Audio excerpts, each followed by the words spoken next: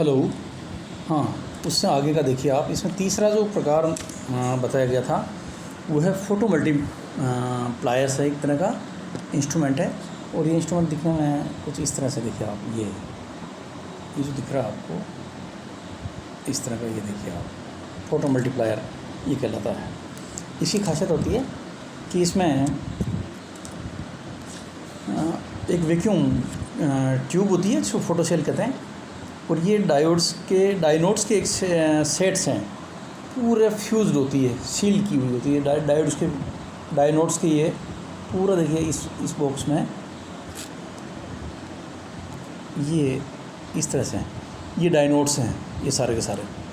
तो ये इसके अंदर फ्यूज़ होते हैं, और ये सबके बीच में पोटेंशियल डिफरेंस, नीचे रेजिस्टेंस लगे हुए हैं, और इनमें पोटेंशियल डिफरेंस जो होता है उसकी वैल्यू है 100 वोल्ट पोटेंशियल डिफरेंस पे जमे हुए हैं सब के सब। और इससे इजेक्टेड कैथोड से इलेक्ट्रॉन है वो एक्सीलरेट होने के काम आते हैं। तो ये कैथोड है, इसमें ये कैथोड है, और ये एनोड है इधर, ये देखिए आप एनोड बता रखिए ऊपर, सामने कैथोड है। तो इस कैथोड से इलेक्ट्रॉन इजेक्ट होते हैं और इस एनोड पर कैप्चर होते हैं, और ये इलेक्ट्रॉन निकलते समय यहाँ पर से इस जगह से निकलते हैं।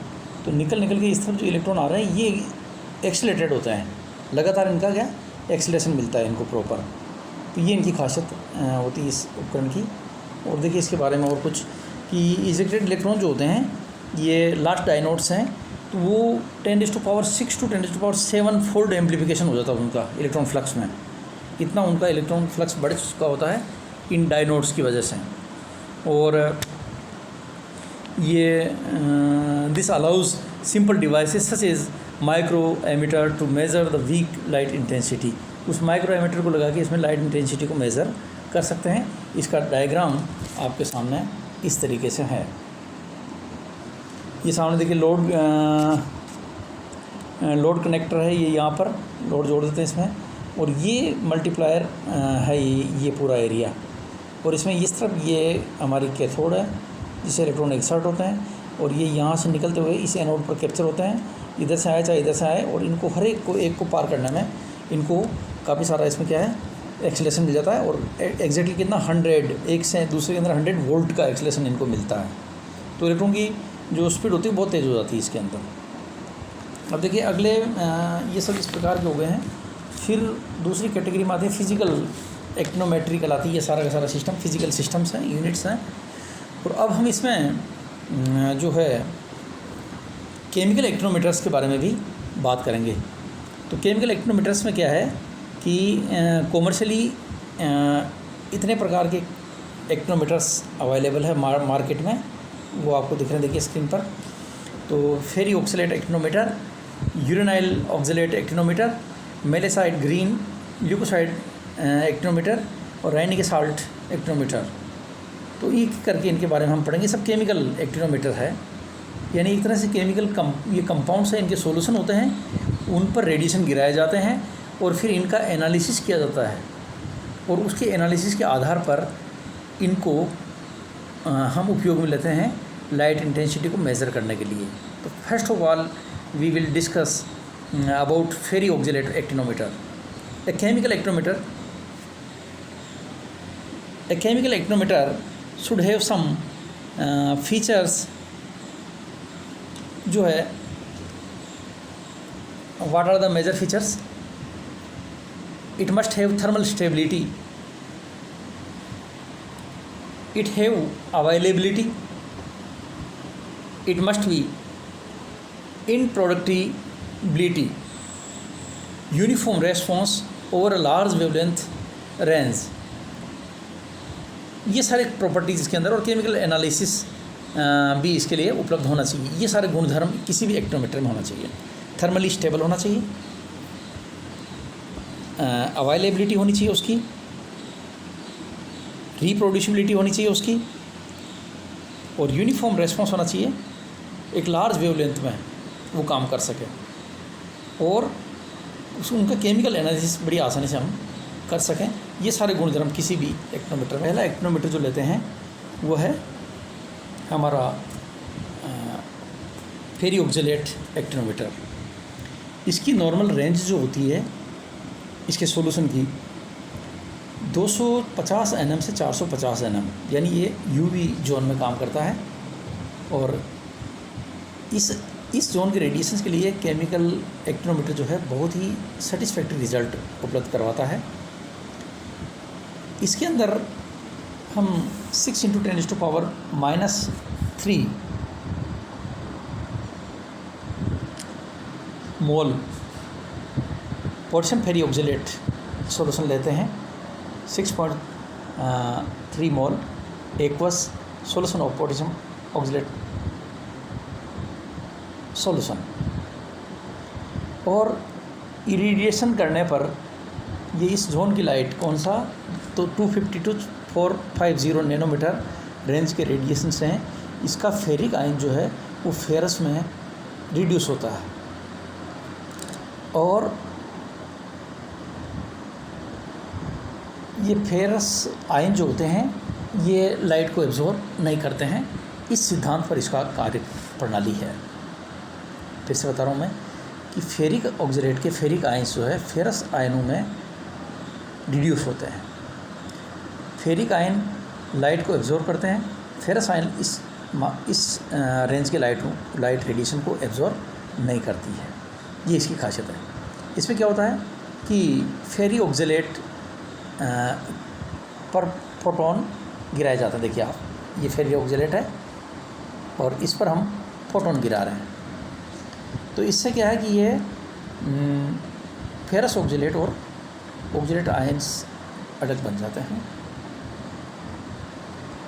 ये ऑक्जेलेट आयंस है रेडिकल्स, और ये फेरस ऑक्जेलेट यहाँ बन गया है। फिर अगले में ये क्या है कि ऑक्जेलेट आयंस जो रेडिकल होते हैं ये फिर क्या करते हैं, दूसरे फेरिक ऑक्जेलेट से फेरिक ऑक्जेलेट से रिएक्शन करते हैं और उसको फेरस ऑक्जेलेट रेडिकल में कन्वर्ट कर देते हैं। देखिए आप इस तरह से, और ऑक्जेलेट आयन प्राप्त होता है। ये फिर जो फेरस ऑक्जेलेट आयन जो है रेडिकल है, ये फेरस ऑक्जेलेट में कन्वर्ट हो जाता है और CO2 निकल जाती है। ये इसी कार्य प्रणाली है। और इन समीकरणों में अगर आप ध्यान से देखते हैं तो लगता है कि फेरिक ऑक्जेलेट से केवल एक फोटोन एब्जॉर्ब होता है, और वो आगे से आगे ऑक्जेलिल रेडिकल को प्रोड्यूस कर रहा है। ये ऑक्जेलिल रेडिकल ये यहाँ रहा।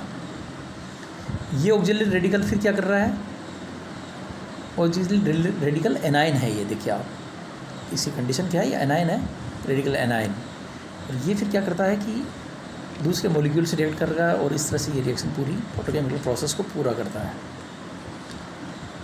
एक्टिनोमीटर को मॉनिटर करने के लिए जो हम फेरस आयन जो इसमें बनते हैं, उन फेरस आयन को पोटेशियम परमैंगनेट के, नहीं पोटेशियम परमैंगनेट की जरूरत नहीं इसमें, 110 फिनेंथ्रोलोन के साथ में इसका कॉम्प्लेक्स बनवाते हैं, जो रेड कॉम्प्लेक्स बनता है। और उस रेड कॉम्प्लेक्स का हम स्पेक्ट्रोफोटोमेट्री से उसकी डेंसिटी के आधार पे हम एनालिसिस कर सकते हैं कि कितना उसमें फेरस आयन बन चुका है।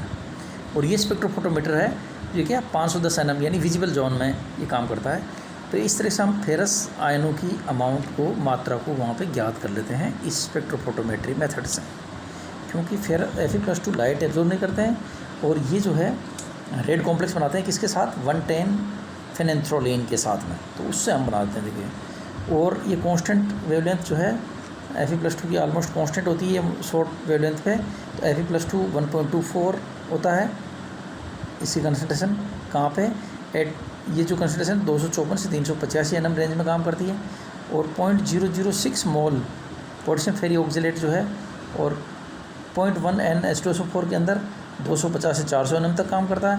और 0.150 m पोटेशियम फेरी ऑक्जेलेट जो है 0.1 N H2SO4 के अंदर अगर आप लेते हैं तो 400 से 500 स्तन तक यानी विजिबल जोन में काम करता है।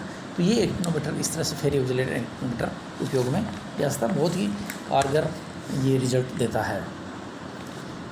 नेक्स्ट देखिए, इसमें हमारा है यूरेनाइल ऑक्जेलेट एक्टिनोमीटर।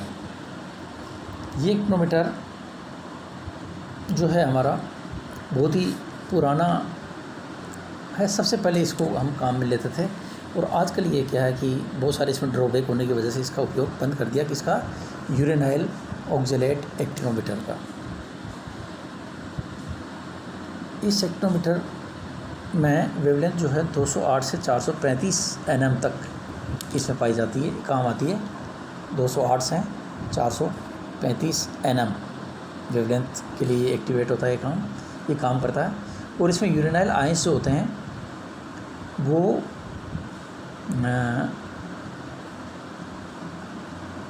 डिकम्पोज होते हैं, ऑक्जेलेट को डिकम्पोज करते हैं यूरेनाइल आयंस। और पहले यूरेनाइल आयन इसमें क्या है कि देखिए आप इसके मैकेनिज्म को ध्यान से देखिए आप, ये यूरेनाइल आयंस जो है यहाँ पर एक्साइट होते हैं, एब्जॉर्ब कर रहे हैं, ये एब्जॉर्ब करके फोटोन को और एक्साइटेड यूरेनाइल आयंस प्राप्त हो रहे हैं आपको। ये क्या करते हैं, एक्साइटेड स्टेट में अपनी एनर्जी को ट्रांसफ़र करते हैं ईटी से ये ऑक्जेलेट को, इसको ऑक्जेलिक एसिड को दे देते हैं अपनी एनर्जी, और खुद डीएक्टिवेट हो जाते हैं और ऑक्जेलिक एसिड को एक्टिवेटेड कर देते हैं। ये एक्टिवेटेड ऑक्जेलिक एसिड जो है फिर अगली स्टेप में जो है हमारा डीएक्टिवेट होता है, CO2 में डिकम्पोज होता है, CO और H2O।